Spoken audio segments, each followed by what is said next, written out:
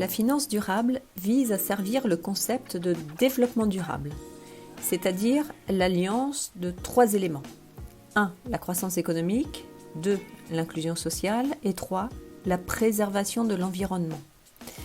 Il s'agit de répondre aux besoins de populations actuelles sans compromettre les ressources des générations futures. D'où le terme durable. En épargne salariale, la finance durable regroupe l'ISR, qui signifie investissement socialement responsable, et la finance solidaire. L'ISR, c'est l'application des principes du développement durable dans un choix de placement financier qui respecte des critères ESG, c'est-à-dire des critères liés à l'environnement pour la lettre E, le social pour la lettre S et la gouvernance pour la lettre G. On va donc retrouver des investissements dans des acteurs économiques qui se préoccupent du respect de l'environnement, du bien-être des salariés dans les entreprises et de la lutte contre la corruption par exemple. En ce qui concerne la finance solidaire, c'est un investissement dans des entreprises jugées à forte utilité sociale et environnementale. Elles sont choisies en fonction de leur niveau d'implication en matière de lutte contre le chômage par exemple, de cohésion sociale et de développement dans les énergies renouvelables. Les fonds responsables sont souvent perçus comme ayant une mauvaise rentabilité financière, mais ça reste une idée reçue, car l'investissement durable est potentiellement aussi performant que le reste du marché, et voire même potentiellement plus dans certains cas. Pourquoi ?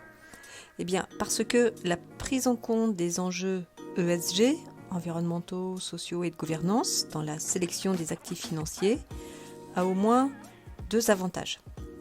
Le premier, c'est de mieux identifier les risques auxquels les entreprises peuvent être exposées sur des enjeux moins couverts par l'analyse financière traditionnelle.